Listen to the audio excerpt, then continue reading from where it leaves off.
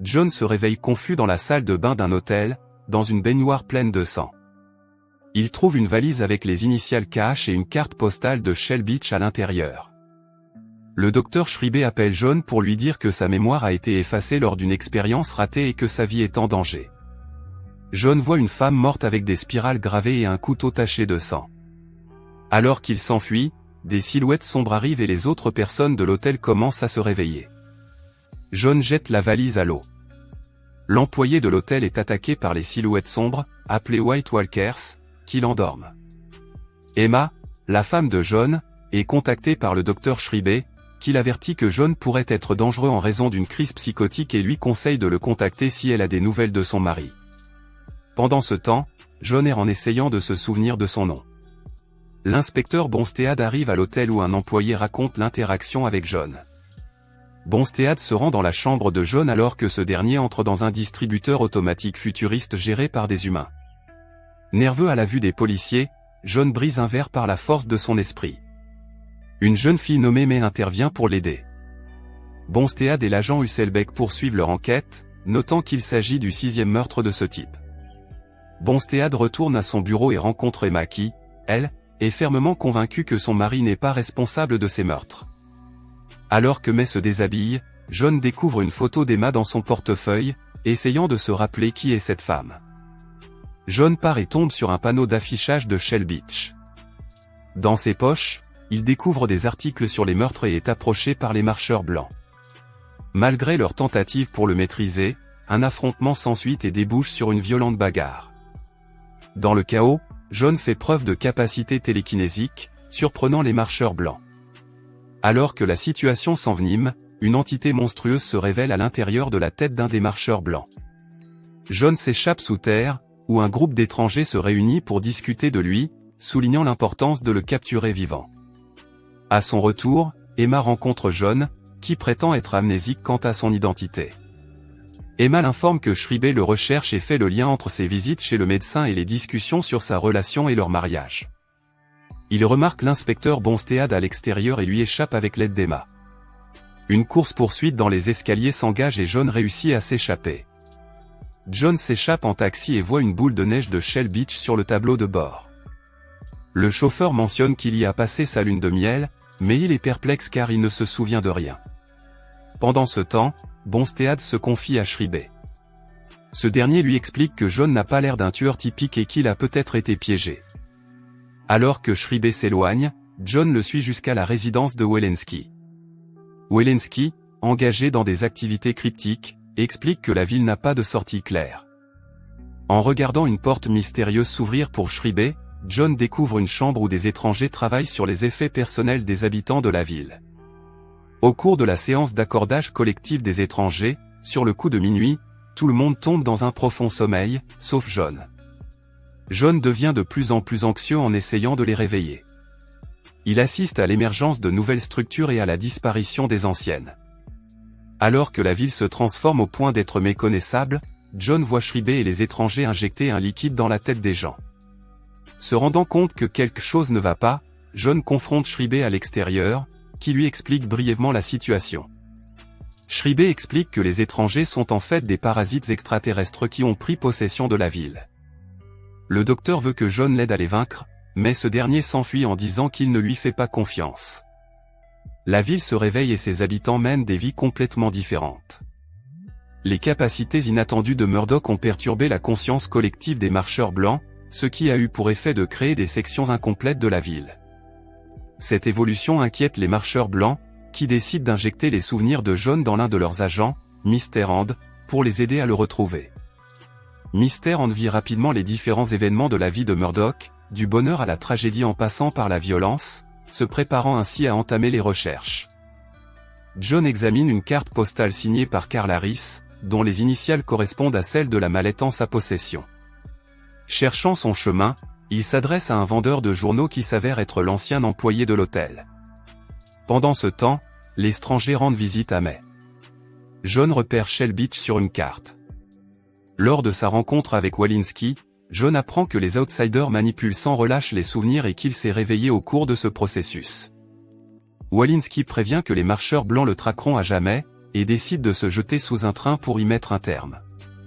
Plus tard, les marcheurs blancs inspectent une propriété destinée à John et Emma, ce qui incite John à fouiller dans ses souvenirs à la recherche d'un endroit potentiellement sentimental où Emma pourrait se trouver. Il la rencontre et partage avec elle un souvenir de conte de fées, puis s'en va. Cela incite Emma à enquêter sur la maison de May, tandis que John reprend ses recherches sur Carl Harris. John s'introduit dans un aquarium, où Emma découvre un meurtre de May qui désigne des étrangers comme coupables, et non John.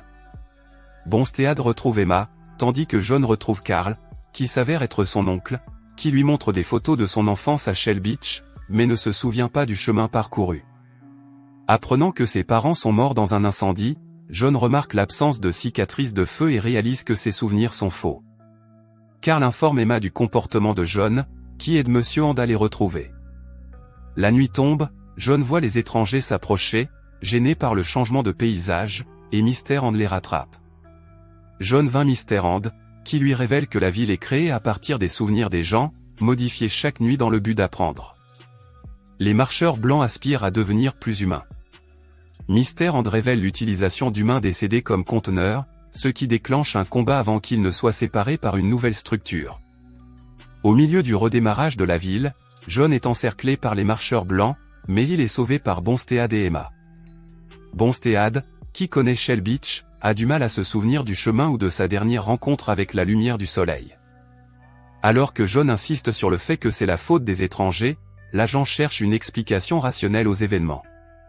John fait la démonstration de ses nouvelles capacités télékinésiques. Lorsqu'il rencontre Emma, elle regrette sa liaison, mais John soupçonne qu'il s'agit d'un autre souvenir créé artificiellement. Réfléchissant à l'authenticité de leur relation et de leurs souvenirs, il se demande s'ils sont vraiment un couple ou de simples étrangers au passé factice. Emma croit que leur amour est authentique et John utilise ses pouvoirs pour briser le verre et l'embrasser. Lorsque les étrangers arrivent au poste de police, le capitaine les conduit à John, mais Bonstead l'a déjà libéré. John rencontre Schreiber au bord d'une piscine. Schreiber explique qu'ils se sont rencontrés ici parce que les marcheurs blancs ont peur de l'eau. Schreiber révèle son implication dans l'expérience, pointe un pistolet sur John et l'invite à se piquer avec une seringue pour tout comprendre. Sortant de sa cachette, Bonstead intervient et désarme Schreiber tandis que John tient la seringue. Ils envisagent alors de rejoindre Shell Beach, mais Schreiber est réticent et explique que c'est trop dangereux. Ignorant ses paroles, il s'embarque pour un voyage en canoë.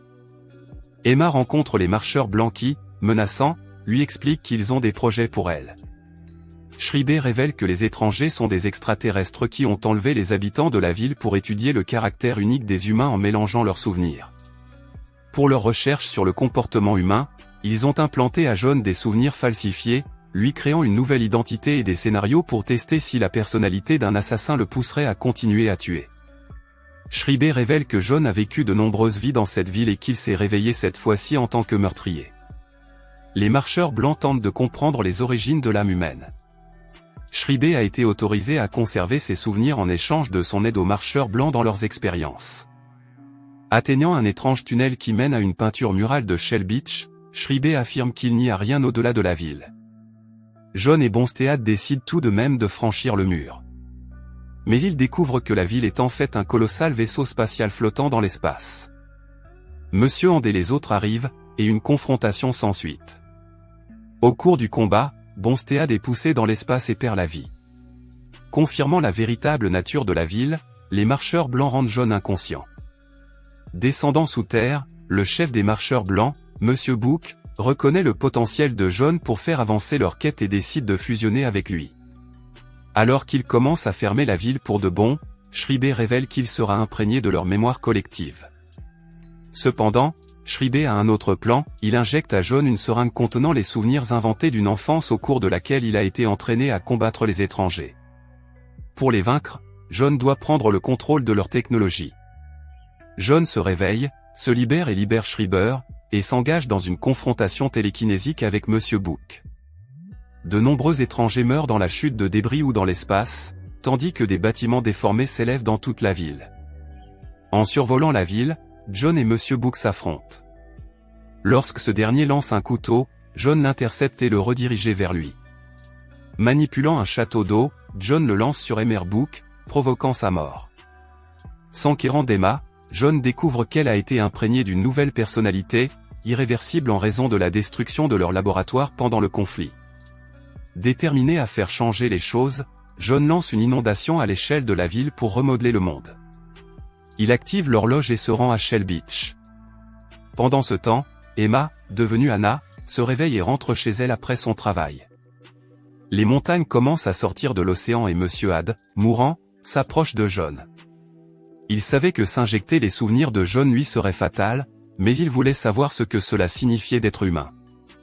Mais John lui explique que Anne n'a ressenti que ce qu'il avait été programmé à ressentir. John tourne alors la ville vers le soleil et sort, où il trouve Anna sur le quai. Anna ne le connaît pas, mais explique qu'elle se rend à Shell Beach et invite John à l'accompagner. Ils se dirigent ensemble vers le coucher du soleil.